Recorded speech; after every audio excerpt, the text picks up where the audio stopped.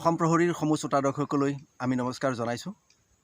আমি আজি উপস্থিত আছোঁ দৰং জিলাৰ চিপাঝাৰ বিধানসভা সমষ্টিৰ অন্তৰ্গত কুৰুৱা গাঁৱত, যিখন গাঁও দৰং জিলাৰ দক্ষিণ পশ্চিম কোণত অৱস্থিত। এই গাঁওখনৰ কাষেৰে বৈ গৈছে মহাবাহু ব্ৰহ্মপুত্ৰ আৰু যোৱাবেলি এই ব্ৰহ্মপুত্ৰৰ এৰিতে কুৰুৱা গাঁৱত যিটো ৰিং বান্ধ আছে, এই ৰিং বান্ধটো ব্ৰহ্মপুত্ৰৰ পানীয়ে খহাই নিছিল। সেই সময়ছোৱাত ব্ৰহ্মপুত্ৰই এনে এক প্ৰবল ৰূপ ধাৰণ কৰিছিল যে অঞ্চলটোৰ ৰাইজ আতংকিত হৈ পৰিছিল। পাছলৈ চৰকাৰ তথা স্থানীয় ৰাইজৰ কাকুতি বিনতিৰ বিনিময়ত চৰকাৰে গোটেই ব্যৱস্থাটো খহনীয়া ৰোধৰ বাবে ব্যৱস্থা গ্ৰহণ কৰিছিল যদিও সেই সময়ত ই সফল কাম নহ'ল। তথাপিতো যেতিয়া খৰালি আহিল, খৰালি অহাৰ লগে লগেই ইয়াত মথাউৰি পুনৰ নিৰ্মাণৰ কাম আৰম্ভ কৰা হ'ল। মথাউৰি নিৰ্মাণৰ কাম আৰম্ভ কৰাৰ পাছতেই ইয়াত মাটি পেলোৱা হ'ল যদিও সম্পূৰ্ণ কাম কৰিব নোৱাৰিলে। তাৰ লগে লগে আহিল কৰোণা ভাইৰাছৰ যি তাণ্ডৱ, যি মহামাৰী, তাৰ আতংক। তাৰ ফলস্বৰূপে ইয়াত কাম বন্ধ হ'ল। শেহতীয়াকৈ আজিৰে পৰা ইয়াত কাম আৰম্ভ কৰিব বিচৰা হৈছে আৰু ইয়াৰ বাবে মৰিগাঁও, তেজপুৰ আদিৰ পৰা মিয়া লেবাৰ অনাৰ কথা স্থানীয় ৰাইজে আমাক অৱগত কৰিছে।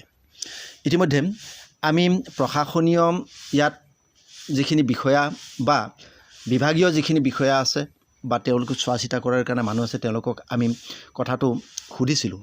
তেওঁলোকে ক'লে যে ইতিমধ্যে দৰং জিলা প্ৰশাসনে তেজপুৰৰ পৰা মিয়া লেবাৰ অনাৰ বাবে অনুমতি দিছে আৰু তেওঁলোকে অনুমতি পত্ৰ লৈ আহিছে। কিন্তু স্থানীয় ৰাইজে ইয়াত মিয়া লেবাৰক সোমাব দিব খোজা নাই, কাৰণ তেওঁলোকৰ এটাই শংকা, যিহেতু মৰিগাঁও জিলা এটা ৰেড জোনত আছে আৰু কুৰুৱা গাঁও সম্পূৰ্ণ গ্ৰীণ জোনত আছে। গতিকে ৰেড জোনৰ পৰা গ্ৰীণ জোনলৈ মানুহ অহাটো তেওঁলোকে বিচৰা নাই। তাৰ বাবে তেওঁলোকে ইয়াৰ পৰিৱৰ্তে তেওঁলোকে কৈছে যে এই অঞ্চলটোত ব্যাপক পৰিমাণে লেবাৰ পোৱা যায় আৰু স্থানীয় লোক আছে। গতিকে তেওঁলোকৰ জৰিয়তে প্ৰশাসনে বা বিভাগে এই কামখিনি কৰাওক আৰু ঠিকাদাৰে ইয়াৰ বাবে বিহিত ব্যৱস্থা লওক। আগৰবাৰ বালি উঠাওঁতে সিহঁতে কৈছে মৰিগাঁও, এইবাৰ আহি পেলাই এতিয়া কৈছে তাৰমানে তেজপুৰ বুলি। গতিকে কি মইতো চিনি পাইছোঁ, মই ইয়াতে সদায় আহোঁ। গতিকে আগৰবাৰ কৈছিল মৰিগাঁও, এইবাৰ কৈছে তেজপুৰ। গতিকে ইহঁতক কি বিশ্বাসত ৰাখিব পাৰে? ইয়াৰখিনি মানে দিয়া নাই, মৰিগাঁওটোতো ৰেড জোন হয়, সেইকাৰণে মৰিগাঁৱৰ পৰা দিয়া নাই আৰু। আচ্ছা, শোণিতপুৰৰ পাছকেইটা দিছে, সেইকেইটা লোক পঠাইছে। নাই এওঁলোক এতিয়া শোণিতপুৰৰ নে মৰিগাঁৱৰ কোনে জানে? পাছ লৈ আহিছে দি তেওঁলোকে। আচ্ছা, পাছ দিছে ন? মানে শোণিতপুৰৰ দিছে নহয় আমাৰ মংগলৰ ডিচিত হেৰি কৰিছে। আচ্ছা, কুৰুৱা গাঁৱৰ এইখিনি আমাৰ যিখিনি মানুহ আছে অকল হিন্দু লোকে আছে, বেলেগ কোনো ধৰণৰ বেলেগ হেৰি নাই আৰু বেলেগ এই নাই। কিন্তু আমাৰ যিখিনি মানে ইয়াত অচিনাকি মিয়া মানুহ আনিছে, মিয়া মানুহ, কিন্তু এইখিনি প্ৰকৃততে মৰিগাঁৱৰ বুলি ইয়াতে কোৱা মতে মৰিগাঁৱৰে হয়। তেওঁ দুয়োজনে কয় তেজপুৰৰ, মানে এক জেগা বুলি কোৱা এতিয়ালৈ সিদ্ধান্ত হোৱা নাই আচলতে মৰিগাঁও নে ক'ৰ হয়। ইয়াত স্থানীয় লেবাৰ নাই নেকি? ইয়াত স্থানীয় লেবাৰ আছে, ইয়াতে স্থানীয় লেবাৰ বহুত লোক আছে, মানে ইয়াতে আমাক কাৰণে ইয়াতে কাম নিদিয়ে। স্থানীয় লেবাৰক কিয় নলগায়? এতিয়া সিহঁতে খালী কয় মানে মিয়া মানুহে কাম কৰিব পাৰে। আমাৰ ইয়াততো বহুত ল'ৰা এনে বেকাৰ লেবাৰ আছে, ইয়াতে কাম বন্ধ, চব হেৰি বন্ধ হৈ আছে। পিছত যদি আজি এজনৰ যদি আমাৰ ইয়াতে ইমান ঘন বসতি যদি আজি এজনৰ যদি হৈ যায়, পিছত গোটেই গাঁওখনে আমাৰ হৈ যাব। নালাগে, আমাৰ গাঁৱৰ ল'ৰা ছোৱালী বহুত আছে। মৰিগাঁৱৰ আৰু ক'ৰবাত এইবিলাক আমাক মিয়া নালাগে, আমাৰ গাঁৱৰ ল'ৰা ছোৱালীয়ে কাম কৰিব।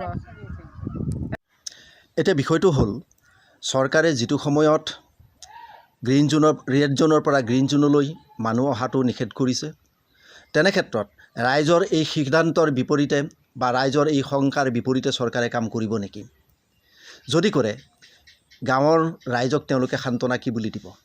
ইতিমধ্যে এই অঞ্চলত যিহেতু কোনো মিয়া লোক বা তেনেকুৱা কৰোণা ৰোগী এতিয়ালৈকে ধৰা পৰা নাই বা হোৱাৰ আশংকাও কৰিব নোৱাৰি, যিহেতু এইখন গাঁও একেবাৰে পৃথকভাৱেই আছে আৰু প্ৰশাসনেও ইয়াত যাতে কৰোণা ৰোগীৰ প্ৰৱেশ কৰিব নোৱাৰে বা কৰোণা ভাইৰাছৰ প্ৰৱেশ কৰিব নোৱাৰে, তাৰ কাৰণে যথোপযুক্ত ব্যৱস্থা লৈছিল।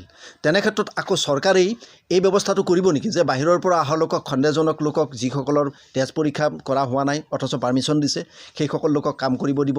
আৰু এই শংকা নিবাৰণৰ কাৰণে চৰকাৰে কি পদক্ষেপ ল'ব, সি লক্ষণীয় হ'ব।